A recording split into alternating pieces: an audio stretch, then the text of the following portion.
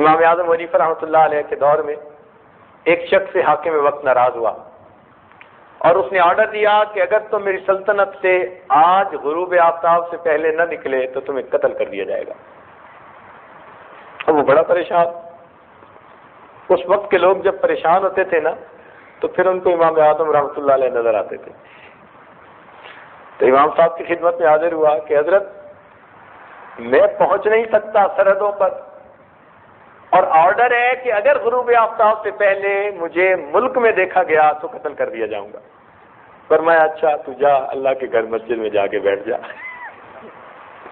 اس لیے کہ مسجد میں کسی کی حکومت نہیں ہوتی، وہاں فقط اللہ کی حکومت ہوا کرتی ہے۔ اب جب اس حاکم کو پتہ چلا کہ امام صاحب نے اس کو یہ بتا دیا تو کہنے لگا کہ امام صاحب نے اس کو ایسی بات کہی کہ اب میں بھی اس کو توڑ نہیں سکتا۔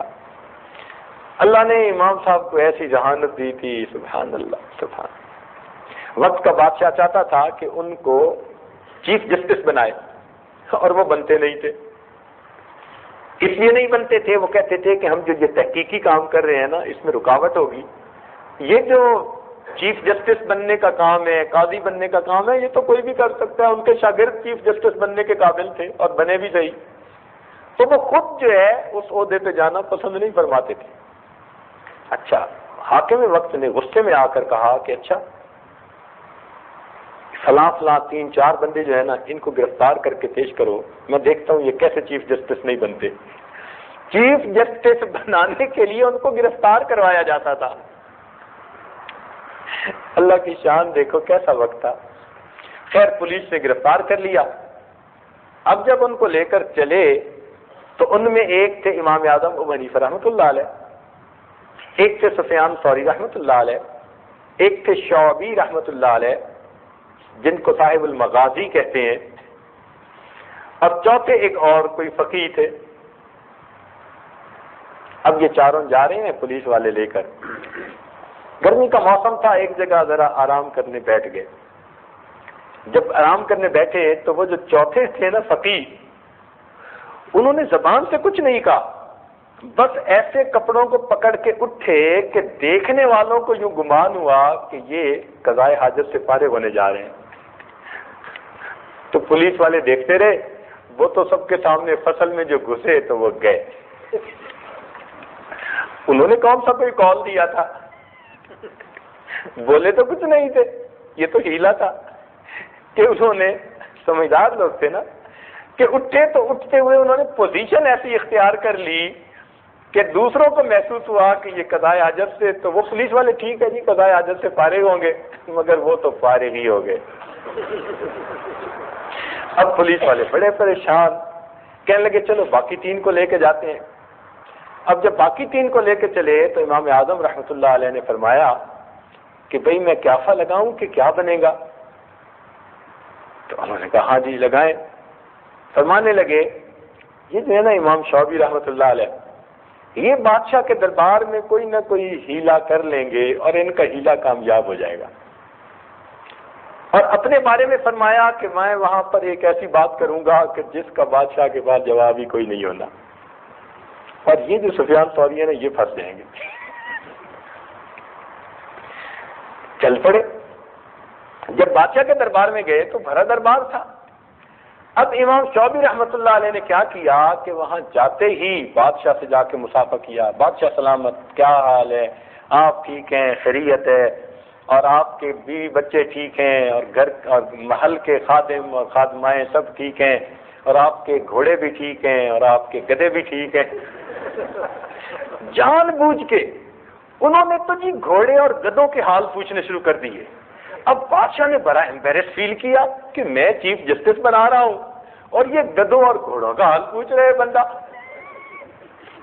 تو ان کا ہیلا کامیاب رہا، بادشاہ نے کہا ڈسکوالیفائڈ۔ اب باقی رہ گئی بات امام اعظم حنیفہ رحمۃ اللہ علیہ کی۔ اس نے کہا ابو حنیفہ میں آج کے بعد آپ کو چیف جسٹس بناتا ہوں۔ ابو حنیفہ رحمۃ اللہ کھڑے ہوئے، فرمان لگے کہ بادشاہ سلامت میں چیف جسٹس بننے کا اہل نہیں ہوں۔ اس نے کہا نہیں میں جو بنا رہا ہوں۔ اس نے کہا میں بننے کا اہل نہیں ہوں۔ انہوں نے کہا میں بنا رہا ہوں. کہنے لگے دیکھو بادشاہ سلامت، دو صورتیں ہیں، یا تو میں نے سچ بولا ہے یا میں نے جھوٹ بولا ہے. دو ہی باتیں ہو سکتی ہیں نا، دو پاسبلٹیز ہوتی ہیں.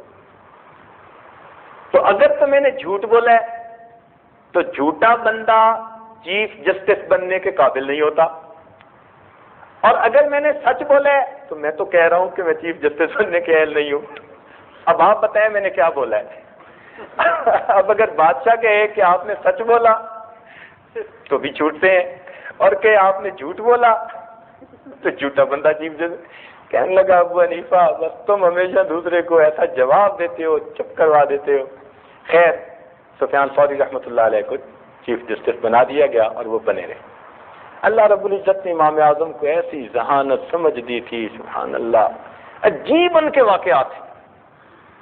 اور ان کے حاسد بھی بڑے تھے، اتنے حاسد تھے کہ نہ پوچھیے. اس کائنات میں سب سے زیادہ کمال نبی علیہ الصلوۃ والسلام کو عطا ہوا، اور کائنات میں سب سے زیادہ حاسد بھی انہی کے تھے. وَمِن شَرِّ حَاسِدٍ إِذَا حَسَدَ. جتنا کوئی صاحب کمال ہوتا ہے اتنے ہی لوگ اس کے حاسد ہوا کرتے ہیں. بلکہ ایک مرتبہ تو حاسدین نے ایسا امام اعظم رحمۃ اللہ علیہ کے متعلق پلان بنایا کہ چاہتے تھے ان کی پبلک انسلٹ ہو جائے. کیا کیا کہ امام صاحب رات کو دیر تک فقہ کے مسائل جو تھے ان میں غور و خوض کرتے رہتے اور پھر واپس آتے. انہوں نے کیا کیا کہ جس راستے پہ آتے تھے وہاں کوئی بیوہ عورت رہتی تھی، جوان العمر تھی مگر بیوہ تھی.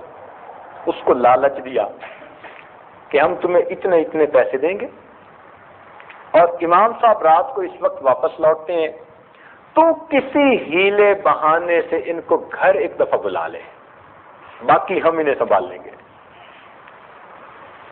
اب تنگ دستی، فقر و فاقہ ایسی چیز ہے کہ بندہ کفر تک کو قبول کر لیتا ہے. کاد الفقر ان یکون کفرا. اس کو شیطان نے سجا دیا کہ چلو تو بیوہ ہے اور تجھے پیسے مل جائیں گے اور تیری تنگی ختم ہو جائے گی. چنانچہ ایک رات امام اعظم جب جا رہے تھے تو جیسے ہی اس کے گھر کے قریب سے گزرے نا تو عورت تو پہلے سے تیار تھی. اس نے یکدم دروازہ کھولا اور شور مچایا کہ ابو حنیفہ میرا خامن نہیں، اب میرے گھر میں میرا کوئی بچہ فوت ہو رہا ہے اور آخری وقت ہے اس کا، خدا کے لیے اس کو کچھ کلمے کی تلقین کر دیجئے. اب اس نے کوئی ایسی بات کہی تو ایسے انداز سے کہی کہ امام صاحب یہ ہم سمجھے بھائی گھر بھرا ہے، لوگ موجود ہیں. تو امام صاحب جیسے ہی دروازے سے اندر گئے تو وہ لوگ تو پہلے گھر میں چھپے ہوئے تھے. انہوں نے تو امام صاحب کو پکڑ لیا اور کہا کہ ابو حنیفہ رات کے وقت میں جوان عورت کے ساتھ تنہائی میں، چلو جی. حاکم وقت کو اطلاع پہنچا دی کہ جی یہ تو بڑے فقیہ بنتے ہیں، اور حالت یہ ہے. حاکم وقت نے ان کو کہا کہ یہ بڑا کیس ہے، اب میں سو رہا ہوں، صبح دیکھوں گا. تم ایسے کرو کہ ان کو اور اس عورت کو دونوں کو حوالات میں بند کر دو. اب انہوں نے یہ تو نہیں سوچا تھا کہ عورت بھی گرفتار ہو جائے گی، ان کا تو خیال تھا کہ صرف انہی پر بات بنے گی. اب پولیس والوں نے دونوں کو گرفتار کے حوالات میں بند کر دیا. مخالفین کہنے لگے چلو صبح سے ہی. امام اعظم رحمۃ اللہ وضو کے ساتھ تھے. اب کوٹڑی ہے، اس میں اندھیرا ہے. امام صاحب نے وہیں اپنا رومال بچھایا اور جیسے پہلے اللہ کی عبادت کرتے تھے اللہ کی عبادت شروع کر. جب گھنٹہ ڈیڑھ گزرا اس عورت کے دل میں احساس ہوا کہ یہ اتنا تو خوف خدا رکھنے والا بندہ ہے کہ باوضو تھا، اب بھی نفلیں پڑھ رہا ہے. میں عورت زاد ہوں، جوان العمر ہوں، اندھیرا ہے، تنہائی ہے. اگر پہلے اس نے کوئی میرے ساتھ برائی نہیں کی تو اب تو کوئی رکاوٹ نہیں تھی، لیکن میری طرف متوجہ ہونے کے بجائے یہ رب کی عبادت کر رہا ہے تو میں کتنی بری جس نے ایسے بندے پر بہتان لگایا. اب اس کو احساس ندامت ہوا. جب آپ نے سلام پھیرا اس نے ہاتھ جوڑ کے معافی مانگی کہ مجھے معاف کر دیں، مجھ سے بہت بڑی غلطی ہوئی، اور یہ تو ساری بات حقیقت میں یوں تھی. اس نے پوری پلاننگ بتا دی. امام صاحب نے کہا اچھا تو نے اچھا کیا کہ ساری بات بتا دی، اب تجویز تجھے میں دیتا ہوں، عمل تو کر لے۔ اس نے کہا وہ کیا؟ کہنے لگے کہ یہ جو سامنے سپاہی کھڑا ہے نا، بس یہی اکیلا ہمارا نگران ہے اور اس وقت کوئی نہیں ہے، تو اس کو کہو کہ میں عورت زاد ہوں اور گھر سے مجھے پولیس والے اسی وقت پکڑ کے لے آئے ہیں کھڑے پیر، اور مجھے کچھ کام ہے، تم مجھے اپنے ساتھ گھر لے جاؤ اور اپنے ساتھ لے کے آ جاؤ، تم منت سے ماجت کرو گی تو یہ تمہاری بات مان لے گا، مگر کرنا کیا کہ اس کو ساتھ لے کے تم میرے گھر چلی جانا اور میری بیوی کو جا کے صورتحال بتا دینا اور اپنا برقع اس کو دے دینا، واپسی پہ وہ اس کے ساتھ میرے پاس آ جائے۔ اللہ کی شان، اس عورت نے اس سپاہی کی منت سماجت کی کہ بھائی گھر میں کام ہے اور مجھے آپ لے جاؤ اور آپ کے ساتھ جانا ہے اور آپ کے ساتھ آنا ہے۔ وہ کہنے لگا بہت اچھا، چنانچہ وہ ساتھ چلا گیا۔ وہ عورت گھر میں داخل ہوئی اور واپسی پر اس نے امام صاحب کی اہلیہ کو ساری بات بتا دی تھی، وہ برقع لے کے امام صاحب کے پاس آ گئیں۔ اب جب صبح ہوئی تو بادشاہ نے دربار لگایا، اس نے گرفتار کروایا، مخالفین کا ہجوم تھا، چنانچہ مقدمہ پیش ہوا۔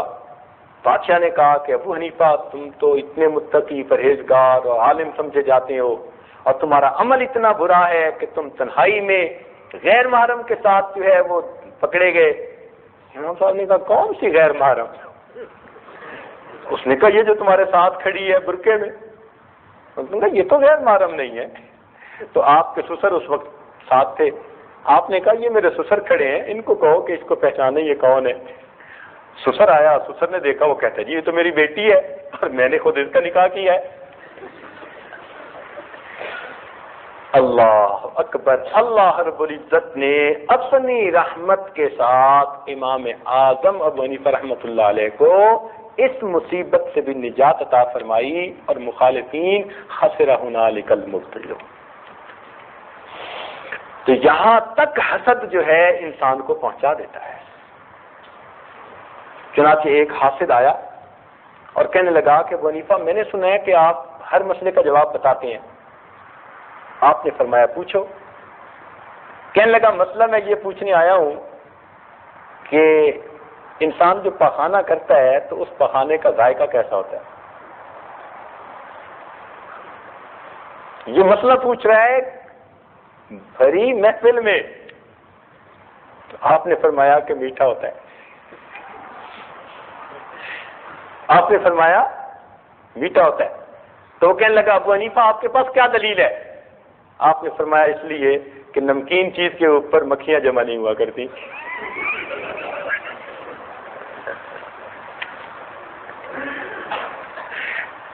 ذہانت کی بات ہے نا کہ اللہ رب العزت نے ان کو کیا ذہانت عطا کی ہوئی تھی۔ اللہ الحمدللہ ثم الحمدللہ۔ خیر ان کے واقعات تو اتنے ہیں کہ انسان حیران ہی ہو جائے۔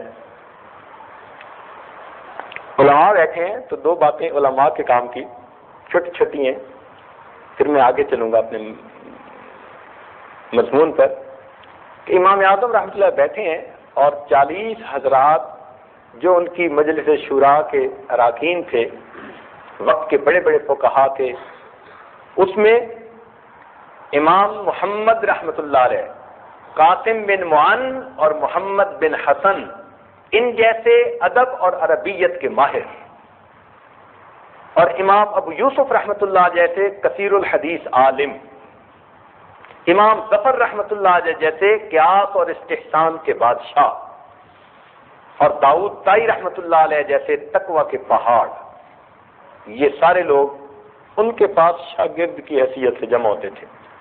یہ بیٹھے ہوئے ہیں تو اس وقت میں کیا ہوا کہ ایک بوڑھا آیا اور کہتے ہیں کہ ابو حنیفہ واو اور واوین، واو او واوین۔ ابو حنیفہ نے دیکھ کر مسکرائے اور کہنے لگے واوین۔ وہ جاتے کہنے لگا لا ولا۔ اب وہ 40 بندے سوچتے رہے کہ بھئی یہ کہنے والے نے کیا کہا، جواب دینے والے نے کیا جواب دیا، کچھ سمجھ نہ لگے۔ سارا دن سوچتے سوچتے جب عقل عاجز آ گئی تو شام کو پوچھا کہ حضرت آپ ہی گتھی سلجھا دیجیے۔ فرمایا وہ مجھ سے مسئلہ پوچھنے آیا تھا التحیات کا، کہ اس کو ایک واو سے پڑھا جاتا ہے یا 2 واو کے ساتھ؟ ہم حنفی 2 واو سے پڑھتے ہیں، التحیات للہ والصلوات والطیبات، تو ہم 2 واو سے پڑھتے ہیں۔ شافعی حضرات 1 واو سے پڑھتے ہیں۔ تو وہ پوچھ رہا تھا کہ میں 2 واو سے پڑھوں یا 1 واو سے؟ تو میں نے کہا واوین 2 واو سے پڑھو۔ تو اس کو مسئلے کا جواب مل گیا تو وہ چلا گیا۔ نہیں حضرت وہ جاتے ہوئے لا ولا بھی تو کہہ گیا تھا۔ فرمایا وہ مجھے دعا دے گیا تھا۔ حضرت لا ولا تو کوئی دعا نہیں ہوتی۔ کہنے لگے وہ کہہ گیا تھا ابو حنیفہ اللہ تعالیٰ تیرے علم کو شجر طیبہ کی مانند بنائے، لا شرقیت ولا غربیہ۔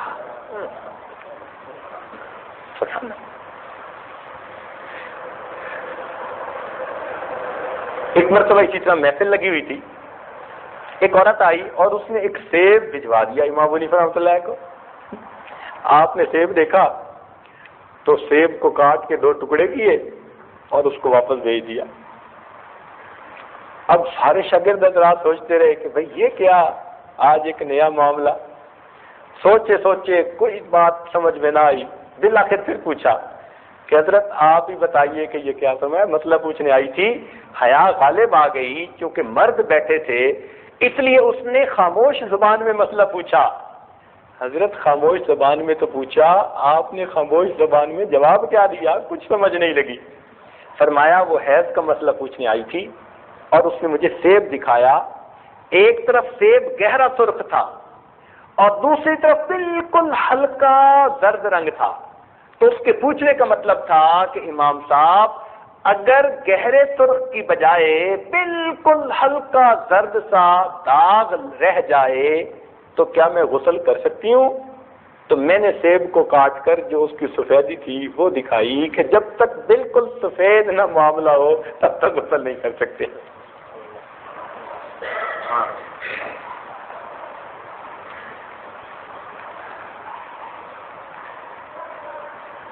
امام اعظم رحمۃ اللہ کے زمانے میں ایک چور تھا، اس نے نکاح اور طلاق کے مسائل سیکھ لیے تھے۔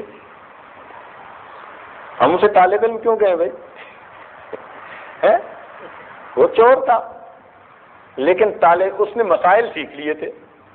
لوگ کہتے ہیں جی آج کل تو نمازی جوتے چرا لیتے ہیں، بھائی یوں نہیں کہنا چاہیے، آج کل تو چور بھی نمازی بن گئے ہیں۔ وہ چور ہوتا ہے بیسیکلی لیکن نماز پڑھ لیا کرتا ہے، سمجھے نا؟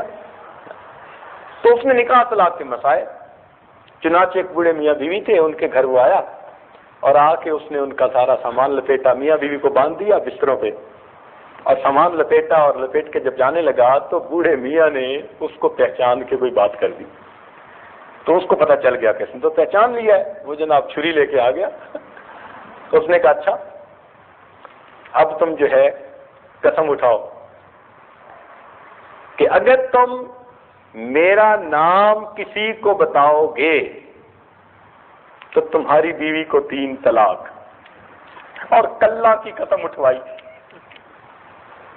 کلہ کی ایک قسم ہوتی ہے کہ اس کے بعد کسی بھی عورت سے نکاح کرے آٹومیٹک طلاق ہو جاتی ہے، تو ایک عجیب قسم ہے، اللہ بچائے۔ کلما کی اس نے قسم کھا لی۔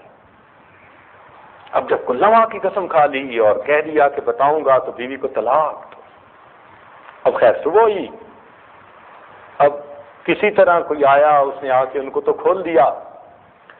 اب خامد ڈرے کہ بھئی اگر میں نے بتا دیا تو بڑھاپے کی لاٹھی ہے یہ بھی گئی، مال تو ویسے گیا، یہ ہے خدا کی بندی یہ بھی گئی۔ تو بڑھاپے میں بیویاں بڑی پیاری ہوتی ہیں، ذرا بوڑھوں سے پوچھ کے دیکھو۔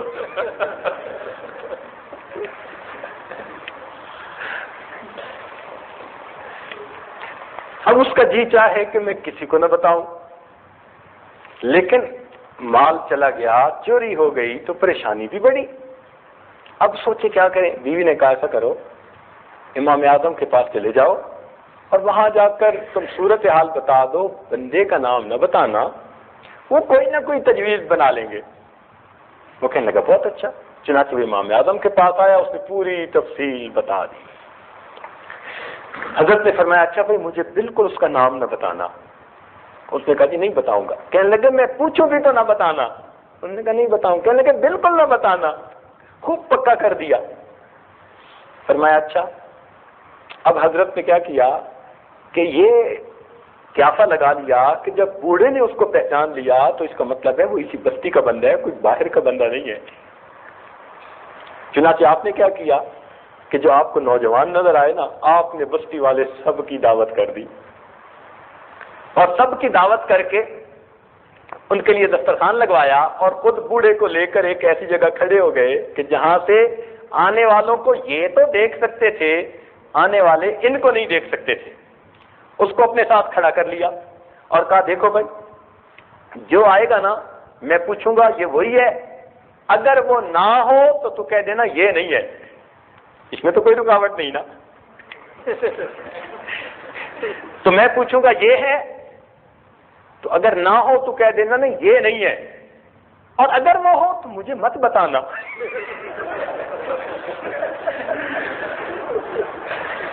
مجھے نہ بتانا، بالکل نہ بتانا۔ چنانچہ وہی حال ہوئی، ایک ایک بندہ آتا گیا، حضرت پوچھتے یہ ہے، وہ کہتا نہیں یہ تو نہیں ہے، وہ کہتا یہ ہے، اور جب وہ آیا تو وہ چپ۔